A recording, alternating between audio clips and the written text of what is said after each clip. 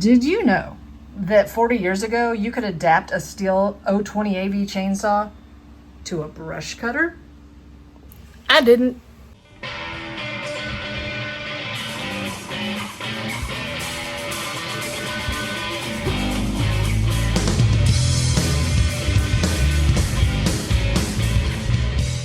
Hey y'all, thanks for tuning back into Chickanic. Hope everybody's having a great week. You might hear these guys in the background. I think they're putting in another internet provider. They're boring through the ground, which is a lot cooler than digging a bunch of ditches all through my neighborhood. So that's pretty awesome. It's always good to have some kind of competition, especially when we pay as much as we do for internet service. But today, I've got something special for you guys. I'm digging back in my junk pile because I'm about 100% positive I got something in there that I'm gonna attempt to repair that probably 99% of you have never seen before.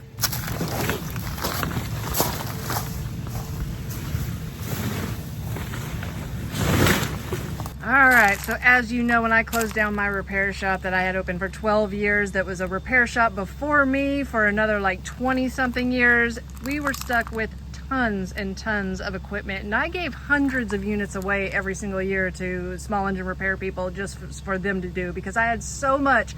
There's no way I could ever just store it. Like you can see, I have nowhere to put it, so it's staying under a tarp until I can get around to it. But there's tons of good parts here, even on burned up models like this PB580T. I'm keeping the whole thing because maybe I want to put a piston cylinder in one day.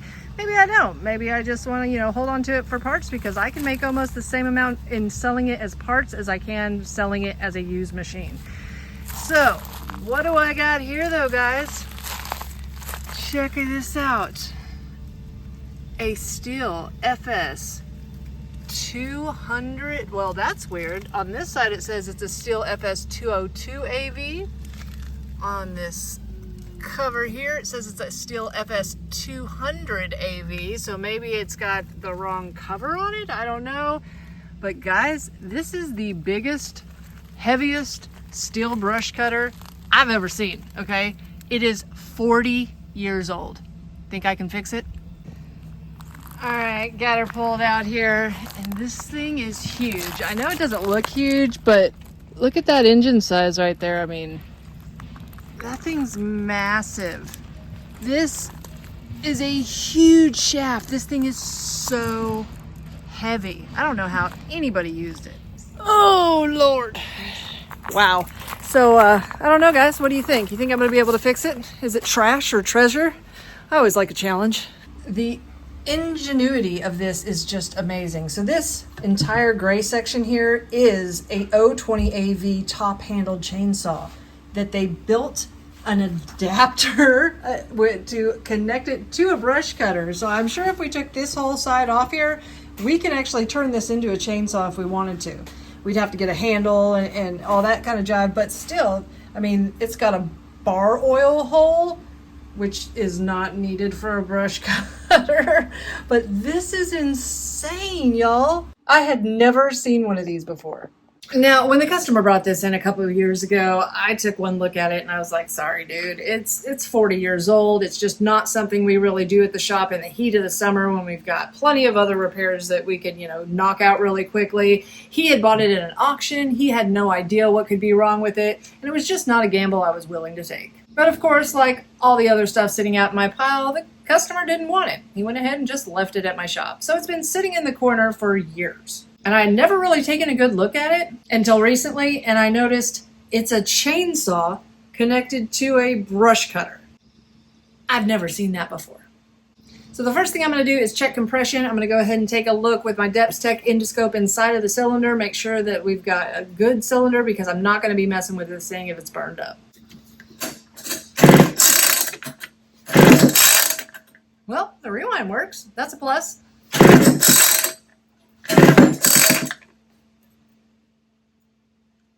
We got 120 pounds. That's good. Now, people always ask, and I completely forget to tell, what is good compression? You at least want 110 to 120 pounds of compression. You can have a little bit more, but if it's anything like 105 below, if it's 100, definitely no. You might want to be wary of it. That could mean that your piston cylinder is worn out. Alright, I'm gonna break out my endoscope. Now, I got the fancy one that DepSec hit me, but I leave this one in the description box below. It's the one I've used for years. The only complaint I have about it is it's really got way too much cord, but if you're into, you know, home inspection or plumbing or something like that, it'd probably work out better for you. And usually you can get them for about 45 bucks, so those are pretty awesome. But we're gonna take a look down in here, see what we see. Oh, wow. Let me show you guys. Alright. That is a beautiful cylinder. Oh, I'm happy about that one. So, we got compression. We have a beautiful piston and cylinder. Next, we're going to check for spark.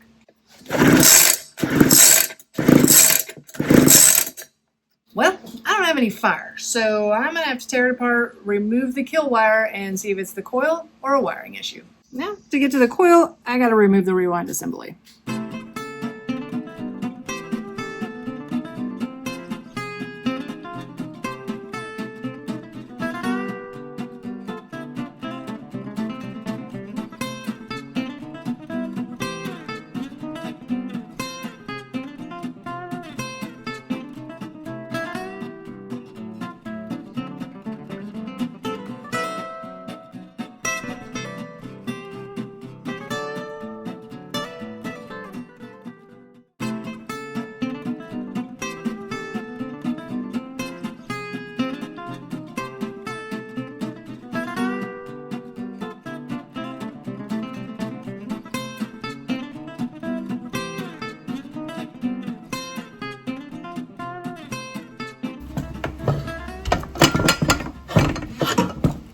Oh my gosh, look at the shaft on that thing.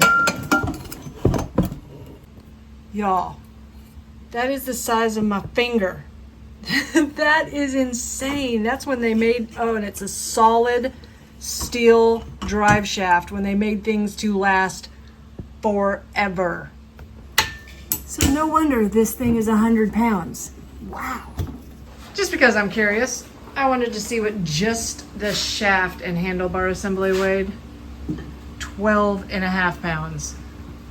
Dang. Stop. Now there is a secret screw after you've gotten everything else out that is underneath the muffler, and I can't get this off. I think this is stuck on the clutch housing, so I just got a real thin screwdriver and got in there and finagled down and was able to remove the screw. But ideally you want to remove this, that way you can get to that screw. But finally, that took a minute. We have got our gas tank and rewind assembly off. Now on newer units, I would have a kill wire that was connected to the ignition module, but this older one does not. It's got a wire or something going straight up to the kill switch itself, and you can't really get to it. So I'm just gonna remove the entire kill switch, and it's got a metal prong that slides back and forth to kill it, and we're just gonna get rid of it that way so we can see if it's an issue with the switch, the little prong, or the coil itself. Now, we don't want to go prying on it and breaking it, but it does have a little push prong that I'm going to push in and make it pop right out.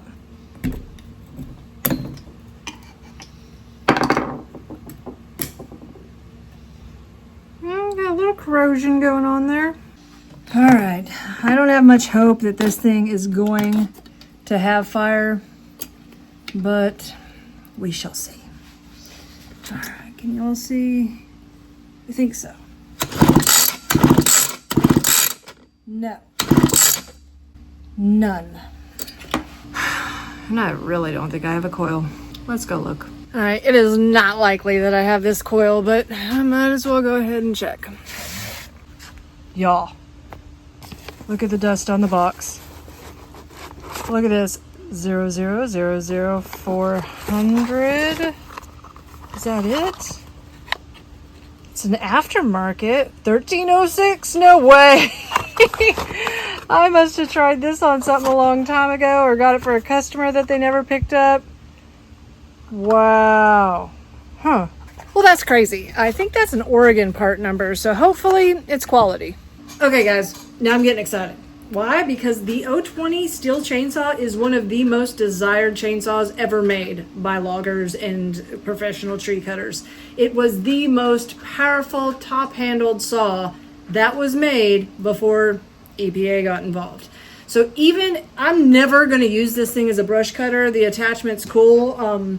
I might put it back together that way, but I'm more looking at finding a burned up dead unit, turning this back into a chainsaw. All it needs is the handle, the side cover, a bar, and chain, and making it great again. I mean, with the piston and cylinder looking that good, and this thing probably just sitting because it lost its fire, if I can get this thing running, I'm totally turning it into a chainsaw again. Because I don't know about you, but I personally don't know anybody that wants to carry around a 30-pound brush cutter, okay? So, I'm gonna pop on this brand new ignition coil and see if I can get some fire.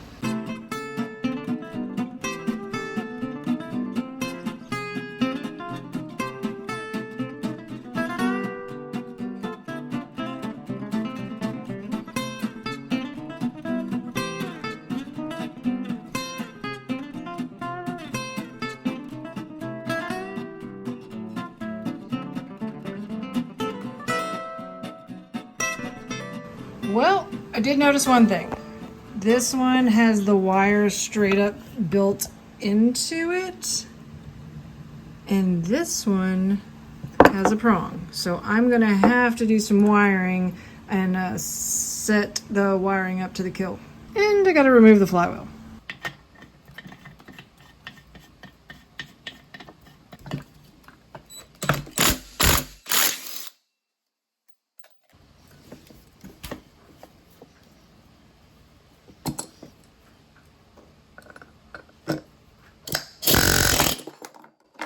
It off. Does it have points and condenser? Funny story. At my shop, we were not into the restoration business. Pretty much everything we worked on was made within the last 35 years after they stopped putting points and condensers on things. So I happened to have something come into the shop. This was, I don't know, 2016, 2017 that I had to repair. I think it was an old Echo trimmer or Briggs and Stratton. I don't remember exactly what it was, but it had points and condenser on it, and I needed to figure out, how to set them correctly and how to take them out and install them back again. And I just wanted a video showing me everything about it before I got into it. Because really, I can count probably on both hands how many times I've worked on something with points and condenser. It's just not that often. Just because they don't make them anymore like that. And so I go to YouTube and I find a video of a very prominent YouTuber that most of y'all watch. And the reason that I started making YouTube videos was this video. I was so irritated because his hand was in the way of the points and condenser, so I couldn't see what he was doing. And I was like, well, I just watched this entire video and I still have no clue what I'm doing. So that is why I started making YouTube videos. Still to this day, I don't know much about points and condensers. I understand the concept of it. I can, figure it out eventually, but every time I dig into it, it's a little bit of a new experience for me. Let's get into it.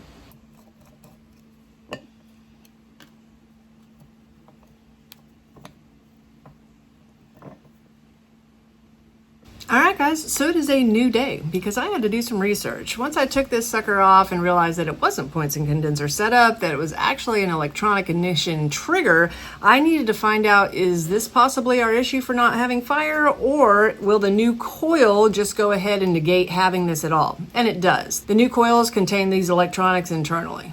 On the kill switch last time, it has a little metal prong here that would touch another little metal bracket that was connected to a kill wire that came down and connected to the ignition trigger. And then another wire came from the ignition trigger and it was hardwired into the old magneto.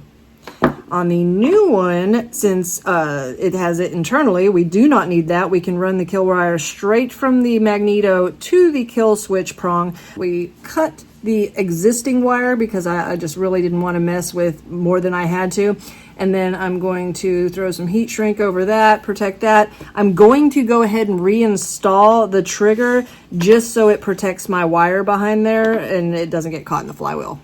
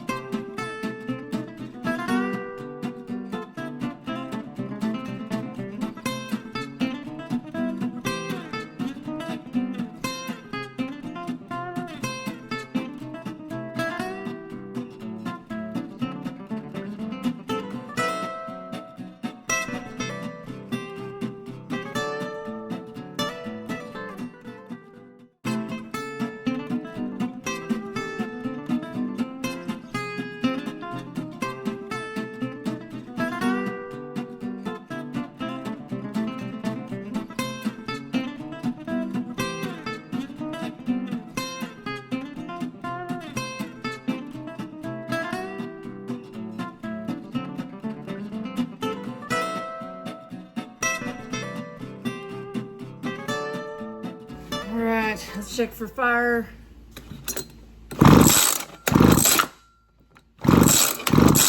Oh yeah. We've got a beautiful piston and cylinder. We have good compression, and now we've got spark. Next, we got to dig into this carburetor. So what do we see here? This is a little bit of a different carburetor. It's got this little chute off to the side for the fuel inlet, because on the inside of the gas tank here, it actually has a grommet. So that little metal piece goes straight into that grommet, which is totally different instead of a fuel line going from one to the other. This is actually an impulse line. I'm going to go ahead and change that out, because with me tearing it apart and putting it back together so many times, it's pretty loose now. So we want that to be nice and snug. Also, I noticed from tearing it apart and putting it back together so many times, the intake boot has been coming off the cylinder. So I'm going to have to snug that back up. It does have a clamp that goes around that. So let's take this thing off and see what it looks like inside.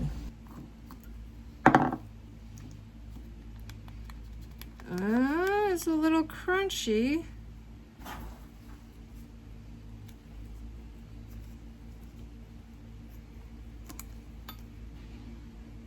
It looks beautiful, completely beautiful under there. I probably could have thrown gas in this thing and it would have just started right up. I'm just going to go ahead and check the screen on the other side to make sure.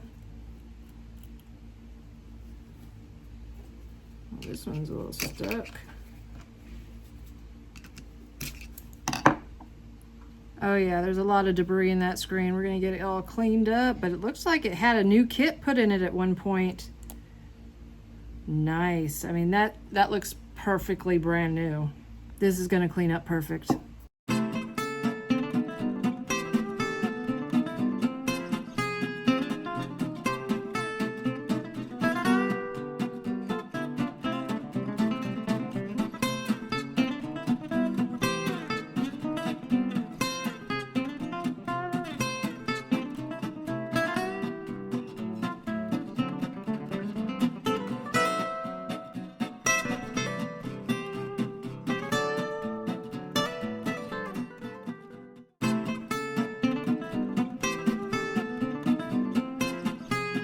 Well, that didn't work out like I hoped it would. That's me pouring gas back into my tank.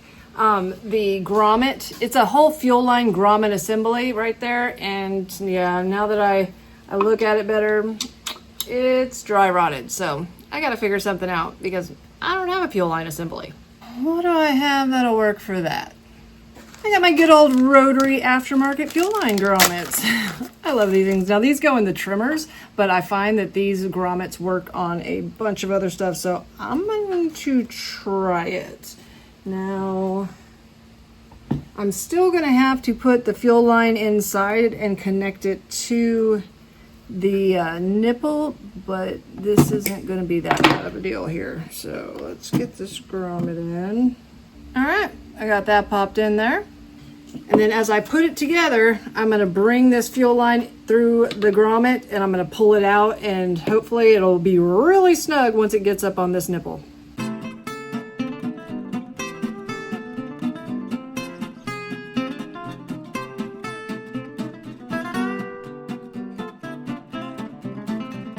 All right, guys, I'm busting a sweat here. I got the engine put back together. I am not putting the shaft back on. One, because the thing is scary. Two, because I don't plan on turning this back into a brush cutter. My plan is to definitely find a burned up old Stihl 020 AV and turn this back into a chainsaw, because if you look for them on eBay, they're still like $350 to $400 in running condition. And with the piston and cylinder this good, and if I get it running good, I'm selling it.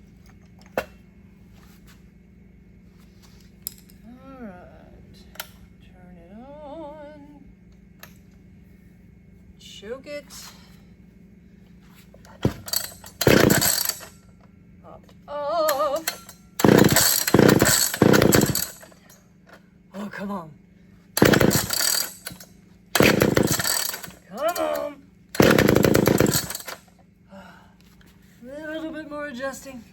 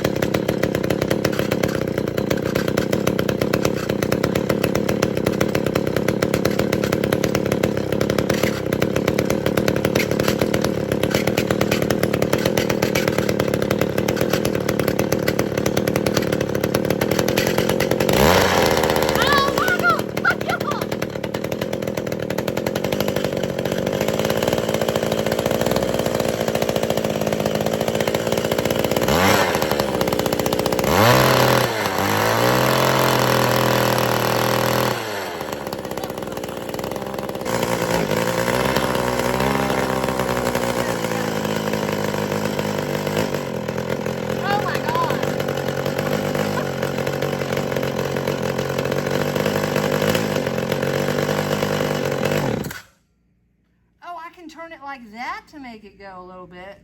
Let's see if that'll work. Choke.